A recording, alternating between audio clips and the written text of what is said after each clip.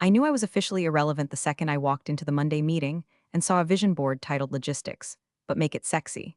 Chad was up front, hair slicked back like a wet otter, teeth bleached beyond OSHA safety limits, pitching synergy waves and digitized momentum cycles to a room full of exhausted logistics veterans who still balanced invoices with calculators older than their grandkids.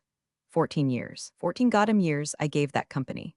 I'd kept our vendor chain together during a pandemic, talked a union rep out of filing federal complaints, and once caught a seven-figure misallocation because a single digit looked off.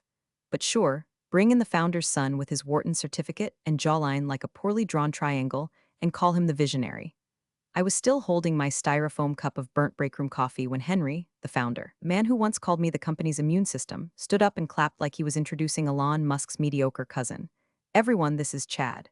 He'll be joining as co-strategist, like we were a chessboard and he was the knight riding in to save us all from financial stability. Claire, Henry added, not even making eye contact, help him adjust. He'll need your institutional knowledge. Right, institutional knowledge. That's code for do all the hard parts. But don't talk too loud while doing them or someone might mistake you for important.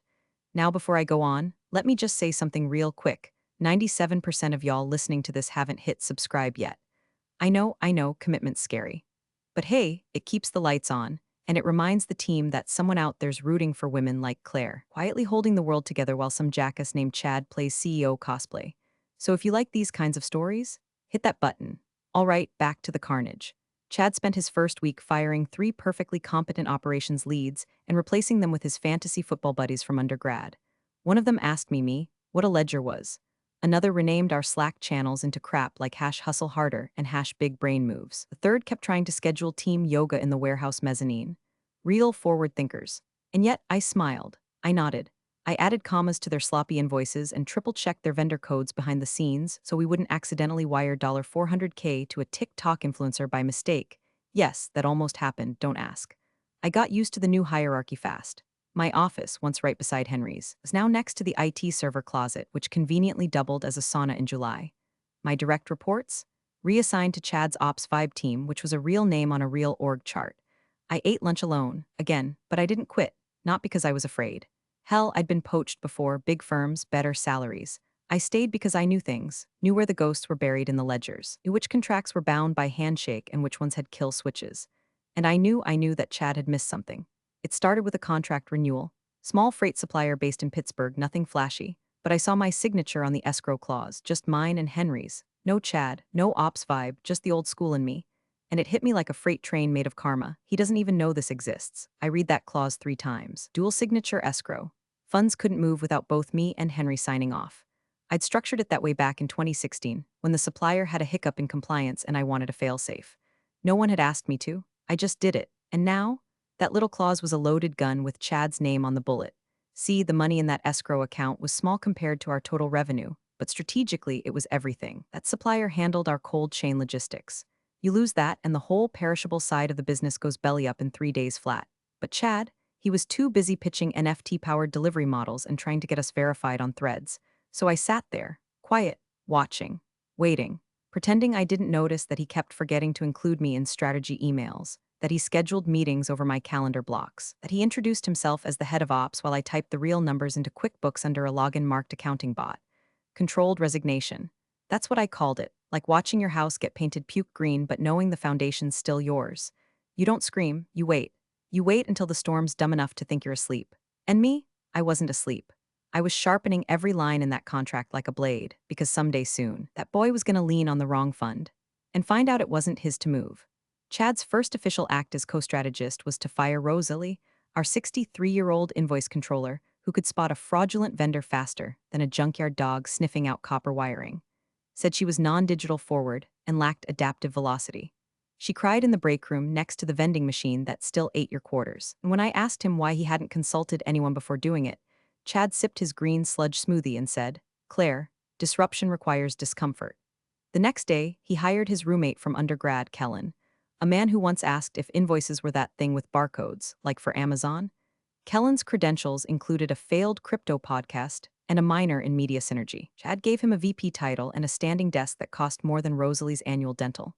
The office changed fast. Familiar faces vanished. New ones swaggered in, all cologne and jargon, holding brainstorm huddles in the copy room and whiteboarding phrases like brand logistics empowerment. Chad turned the lunchroom into a collaboration hub with beanbags. No one asked for beanbags. The team wanted pay raises. They got kombucha on tap. I stayed quiet. I stayed busy. I stayed underestimated. I started forwarding every major decision to my personal email, BCC, timestamped, archived, just in case, and then came the first real rupture. We had a sensitive supplier in Nebraska, handled time-critical materials for one of our biggest pharma clients. Their invoices required a rolling net 10 structure, tied to specific fulfillment milestones. It was delicate if you paid too early. It triggered insurance flags. Too late and they froze transport. Chad, in all his Red Bull brilliance, decided we'd pay them up front and in bulk to build rapport and lean into trust models. I laid out the risks in plain English, showed him charts, walked him through the penalties. He blinked at me like I'd spoken Aramaic and said, "Claire, we're not a risk-averse brand. We're a bold playmaker now." I knew right then that we were headed for impact, but instead of fighting it out in front of his entourage, who all wore matching quarter zips with Team Chad embroidered on the sleeve, I said, "Sure thing. Bold is good," and copied the modified payment terms to my cloud folder marked "when it all burns." By Friday, the supplier emailed their discomfort. Monday, they followed up with legalese. Tuesday, Chad replied to them with a gif of Tom Cruise saying, "Let's fly, baby." I kid you not. A gif. That week I started locking my drawers again. Something I hadn't done in a decade. The new hires treated me like a sad office relic. "Oh, Claire, you're so vintage. You actually print your reports," one of them said, laughing like a drunk seal. Another asked if I needed help opening a Google Doc. I told her I'd used Excel before she was born, and if she kept talking, I'd pivot table her social calendar into next fiscal year. I kept the sarcasm tight, sharp, wrapped in sugar. But inside, my rage was blooming like mold under a tarp. I'd spent over a decade insulating this place from its own stupidity, and now I was watching a frat house in Slack's play CEO while my work got attributed to team dynamics. I was being erased, slowly. My name vanished from invite lists. My reporting line got flattened in a restructuring that somehow left Chad reporting to himself. At one point, I had to ask Kellen, a man who once stapled his tie to a tax form, for access to a budget folder I created. Still, I said nothing. Instead, I started taking walks, watching, listening. Every time Chad pushed me aside, he showed me what he didn't know. And that ignorance, it was stacking up like dynamite in a storage shed. The supplier drama escalated, of course. They threatened to pause services. Chad tried to negotiate with TikTok videos and LinkedIn quotes. I watched the fire rise with the quiet detachment of someone holding the sprinkler system's kill switch. He thought I was done. He thought I was just one HR offboarding meeting away from vanishing. But what he didn't know was that I still held the one thread he couldn't see. That escrow, that clause, that locked fund with a quiet little clause that said, signatures, Claire Halstead and Henry Blakemore, jointly required. And I wasn't going anywhere. Not until the whole thing came crashing down. Henry called it a quick catch-up, but his tone had that familiar paternal tilt, the kind men like him use when they're about to say something disappointing and want it to sound like a favor. He'd booked the executive conference room, the one with the two slick chairs and the taxidermy moose head that always looked like it disapproved of your KPIs. I walked in holding a folder of flagged vendor inconsistencies. He gestured toward the leather chair like we were equals. "Claire," he began, "I know things feel different lately, different, like calling stage 4 cancer a tricky cough." He smiled like he hadn't just let a human PowerPoint presentation dismantle half my department. "I want you to know I still trust you. I do, I always have. But Chad, he's got to stretch his wings. Learn the ropes, you understand, right?" Ah, there it was, the real reason. He wasn't trying to save me, he was preemptively soothing his own guilt. "He's got ideas," Henry continued. "Some'll land, some won't, but we've got to let the boy make mistakes." The boy. Henry was talking like Chad was 7 and playing with Legos, not hemorrhaging vendor relations and tanking fulfillment KPIs in real time.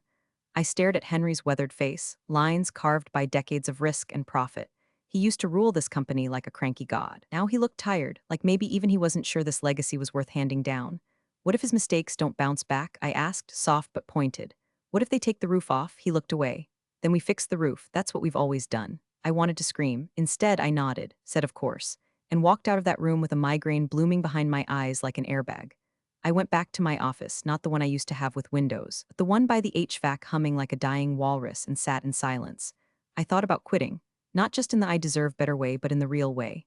The zip a folder, draft a resignation, pour a glass of Cabernet way. What was I staying for? The pension? The pride? Then it landed on my desk. A renewal packet from Cold Trail Freight, the same Nebraska supplier Chad had fumbled. Legal had routed it to me as always. It was thick, stamped, final stage draft. Right there on page 14, escrow retention agreement clause. The language was almost identical to the one I wrote in 2016, except it still had the same release condition. Joint authorization, Claire Halstead and Henry Blakemore. No Chad, no updated routing, no changes, probably because nobody had even noticed. Chad didn't read past the executive summary on anything longer than a meme. I sat frozen, coffee going cold. That clause meant the funds, $2.4 million in conditional supplier payments, were still locked behind my approval. Without my signature, the payout didn't move. And with the new quarterly burn rate Chad had cooked up, that fund wasn't just a payment, it was leverage. I checked the server logs. No update since 2019. No access requests, no legal modifications. They'd forgotten it existed. I hadn't. Suddenly, quitting felt like giving away the detonator to the idiot holding the dynamite. And I wasn't feeling charitable. So instead of resigning, I did what any overlooked woman in finance should do when surrounded by frat boys with god complexes. I made a folder.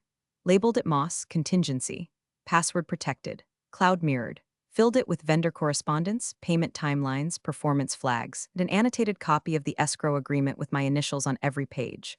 Then I went home, poured that wine, put on Coltrane, and smiled for the first time in weeks. Because Henry might have handed his company to a golden boy in shiny shoes, but he'd also handed me the safety pin holding the grenade. And one day soon, I was going to pull it. It was a Tuesday, always is somehow. The kind of Tuesday that starts with your name missing from a calendar invite and ends with a little piece of your dignity being fed through a paper shredder. Chad was leading a strategy sync in the main conference room, big glass walls, free croissants, the works. I wasn't supposed to be there. My name wasn't on the list. But the finance team had questions about Q2 burn rate, and the project manager dragged me in because Claire's the only one who actually knows where the numbers come from. I walked in with my notepad and 3 sticky tabs marked critical, don't ignore, and Chad's latest screw up. The room smelled like cheap cologne and blueberry candle. Chad was already mid-ramble, pacing like a text dropout, dropping words like agile funneling and influencer-grade fulfillment visibility. When he saw me, he smiled the way you'd smile at a squirrel that wandered into a courtroom. Claire, great you're here. We were just talking about your department. My department, right? The one he'd gutted and Frankensteined into the Capital Experience pod. Mind if I clarify something on the vendor ledger inconsistencies? I asked, holding up the spreadsheet that had actual math on it. Real figures, money, reality. But Chad didn't look at it, didn't even glance. Instead, he turned to the room, a circle of yes men and LinkedIn larvae, and said, see, this is the kind of static thinking that holds companies back. Claire's incredible in the past, but we need flexible minds now, not ones stuck in old cycles. No offense, Claire, but your vibe is a little stale. Stale. He said it with that same smirk he wore when renaming the customer service desk to the Delight Squad. Like this was all a joke. Like I wasn't the reason this company still had cash flow after his last genius idea torched our Q1 forecast. I didn't say a word. I just closed my notebook, nodded, and sat down. Not out of submission, out of calculation. You never interrupt a fool mid-monologue, you just let them keep handing you ammunition. Then came the kill shot. Chad spun to his laptop and clicked over to a slide titled Brand Realignment Strategy. And there, under new leadership vision, was a name I'd never seen. Brittany S., brand advisor. I blinked. Who's Brittany? Oh, Chad said casually, she's our new branding touchpoint. She ran a viral slime account on Instagram and has like huge cultural instincts. We needed someone who really gets tone. Brittany, with 2 T's and an E, who once posted a TikTok tutorial on how to frost cupcakes with a hairdryer. She'd be collaborating with finance to create vibing invoices and aesthetic transaction flows. That was the moment something in me stopped bending. I didn't break. I didn't scream. I just felt a click somewhere deep, quiet, and final, like a gear slipping into its last irreversible rotation. That night, I logged in remotely, pulled up the escrow clause, reread it, still intact, still mine and Henry's. Then I opened a secondary clause I'd added years ago, fail-safe for delayed releases due to vendor compliance shifts. With a few keystrokes, I updated the contingency trigger to include a verification audit clause. Any major shift in supplier terms required a full review by originating signatories before escrow could be considered for release. In plain English, I just legally buried that money in concrete. Unless both Henry and I lifted the clause together and verified every single change Chad had made, funds wouldn't move a penny. And knowing Chad, he hadn't even read the original contract, let alone tracked his own chaos. I saved the update, printed a hard copy, stored it in a lockbox under my sink next to my expired passport and a small fortune in sticky notes that could bring half this company to its knees. Then I started assembling my exit plan, not the 2 weeks notice type. The kind where you leave behind a vacuum so precise, so undeniably essential, it chokes the oxygen out of whoever tried to replace you. I contacted an estate lawyer I trusted, asked about contract holdings and legal indemnity clauses in case of separation. He didn't ask questions, just nodded and said, smart. I started clocking patterns. Who Chad trusted, who was scared, who was watching him the way I was. I backed up every finance model I'd ever touched to a personal drive labeled Archives Do Not Delete and stored it off-network. I compiled a folder of irregularities in supplier payments, nothing explosive yet but patterns. The kind of patterns you only notice when you've balanced the same damn books for 14 years. Smoldering rage is quiet. It doesn't throw staplers. It makes spreadsheets. It writes memos in polite fonts. It smiles when replaced by Brittany, the brand influencer. And it waits, because I wasn't going to leave like a disgruntled old-timer fading into HR oblivion. I was going to walk out holding the one thread still tethering the company's lungs to its heart. And when I pulled it, I'd make sure everyone felt the snap. It started with a knock on my door, a soft one. Like someone asking permission to trespass in a room they technically had clearance to enter, but emotionally understood was holy ground. "Claire," came a hesitant voice. "Do you have a sec?" It was May, junior compliance analyst. Sharp, skittish, always 3 cups of coffee deep and one existential crisis away from crying in the stairwell. She hovered in my doorway like a raccoon sensing a trap. I looked up from my spreadsheet and raised an eyebrow. "You lost, sweetheart?" HR's 2 doors down. She laughed, nervously, clutched a manila folder like it was a cursed object. "No, I was doing an audit of sign-off chains for last quarter's vendor approvals and something's off." I leaned back, motioned her in. She stepped lightly like she thought Chad had planted landmines in the carpet. She handed over the folder.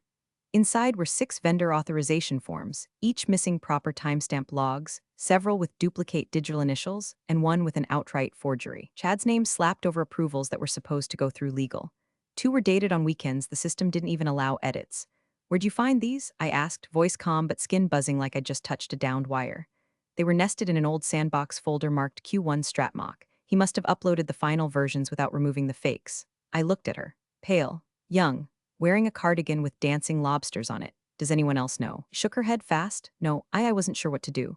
Technically they're violations, but if I flag them it'll get routed through Chad and he'll bury it." I finished for her. She nodded, eyes wide. I saw in her what I used to feel in myself, that gut-deep knowledge that doing the right thing might cost you everything. I closed the folder. May listened carefully. "You didn't see these with me. You're going to take a sick day tomorrow. You'll back these up on a personal flash drive. Store the originals off-network, and then pretend you found nothing." Her face went white. "But shouldn't we tell Henry or legal?" "We will," I said gently, "but not yet. You're not the messenger for this. You're the insurance policy." I copied the files to a drive of my own. A red-labeled one I kept inside a hollowed-out copy of financial statements and forensic flags. Then I scanned each form, annotated the inconsistencies, and printed 3 hard copies. One went into my home safe, one into a locked file under my desk, and one I sealed in an envelope labeled "If Found, delivered to legal counsel confidential." Then I sent a text to my contract lawyer. "Need to meet, topic, personal estate planning." He texted back in 5 seconds. "Coffee or bourbon?" "Both." We met the next day, downtown. Quiet corner booth of a dying steakhouse that still smelled like 1992. I brought 2 folders, a flash drive, a burner email address. He brought a legal pad and a necktie that looked like it hadn't seen daylight since Lehman Brothers collapsed. Hypothetically, I began, if someone had knowledge of forged internal approvals that impacted escrow-bound transactions. He held up a hand. "You're consulting me about your estate." I nodded. "Right, and in the event of my hypothetical departure, I'd want to ensure certain contracts, signatory rights, and fiduciary records were protected." He scribbled, "How hostile is the environment?" I took a sip of coffee. "Let's say there's a social media intern 1 Slack message away from running our treasury." He winced. "Got it. Red folder protocol?" I nodded again. He handed me a document template. "This gives you retroactive indemnity coverage and file ownership transfer in the event of separation, voluntary or otherwise." "Good," I said. "Also need a clause limiting any post-departure audit of my work to authorized compliance officers only. That'll raise flags. Only if they try to open the drawer." By the time I walked out, I had a binder of safeguards and a thumb drive backed up 3 ways. If Chad came at me with an axe, I had the schematics for his whole damn lumber mill. Back at the office, I saw May sitting alone in the break room, staring into a cold cup of tea. I dropped a post-it on the table with one line: "Don't be the hero, be the survivor." She looked up. I nodded once, then walked away. I wasn't building a bomb. I was building the fuse, and I was almost ready to light it.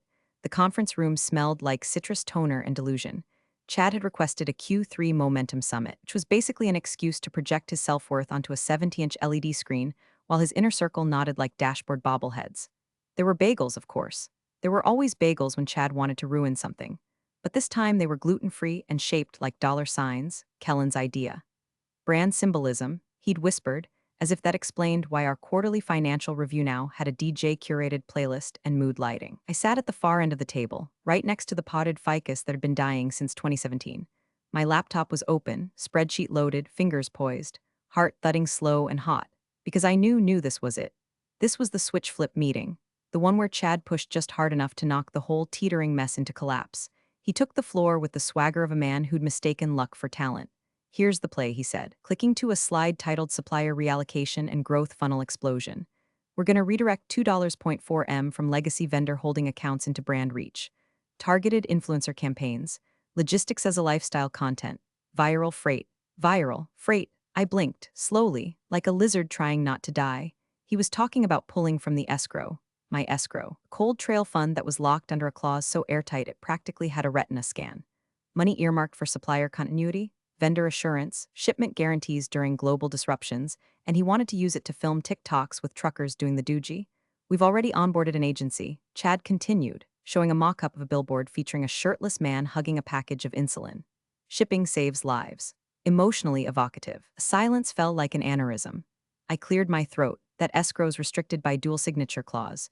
Redirecting those funds could breach contractual obligations and activate hold clauses in our Tier 2 supplier network.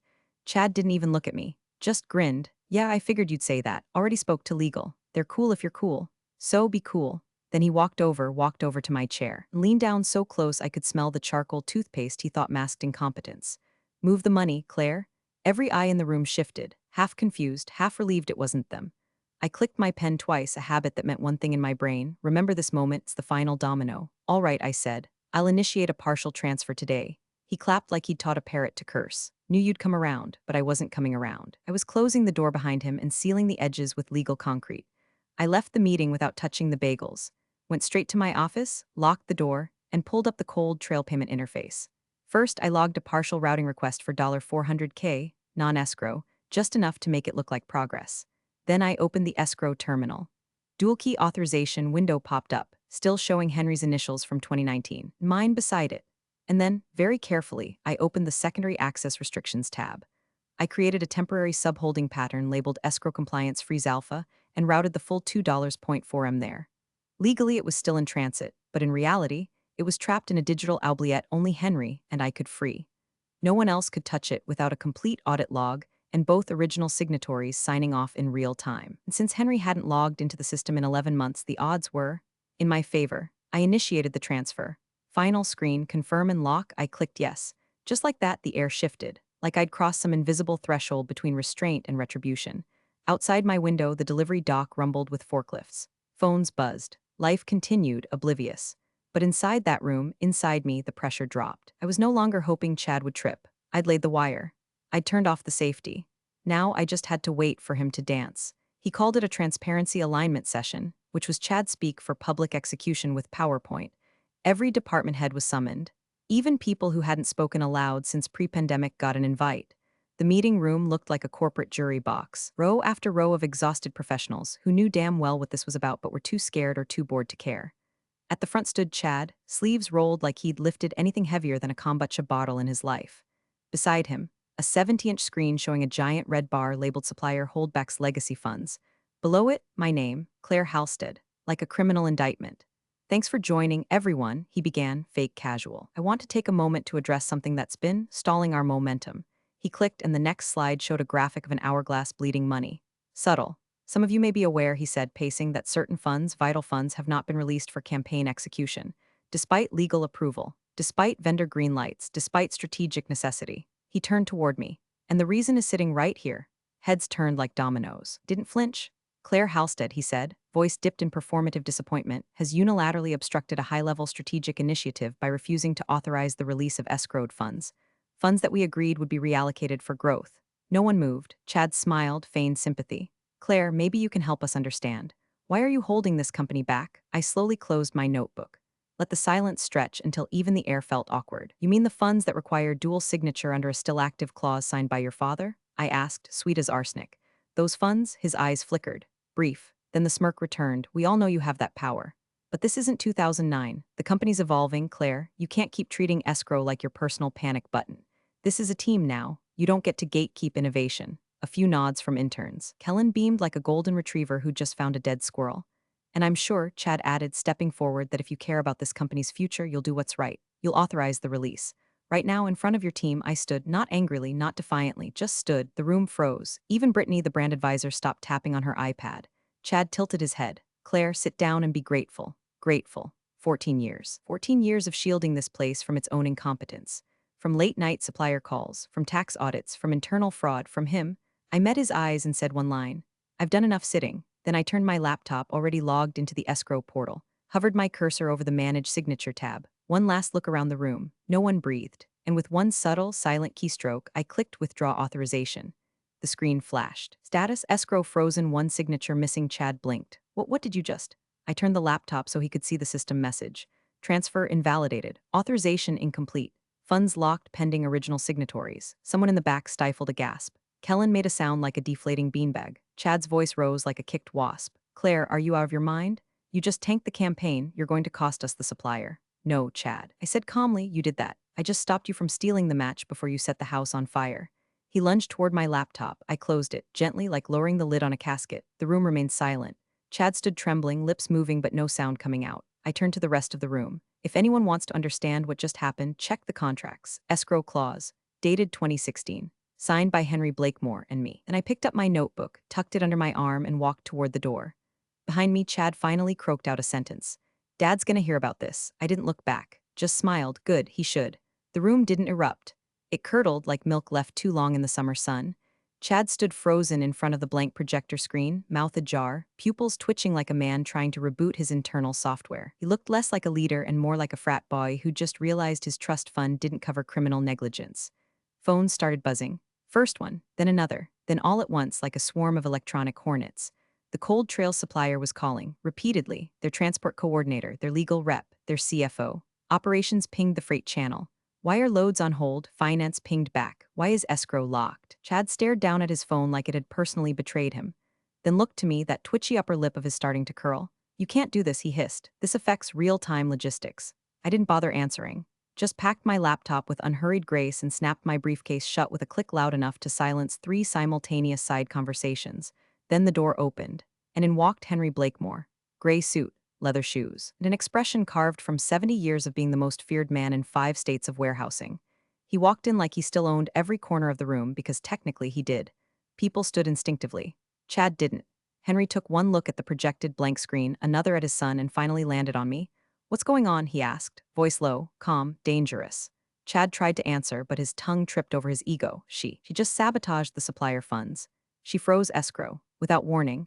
Now cold trails holding everything, Dad, everything. Henry's eyes narrowed. Escrow? Chad gestured wildly toward me. She's been blocking the release. We had a campaign.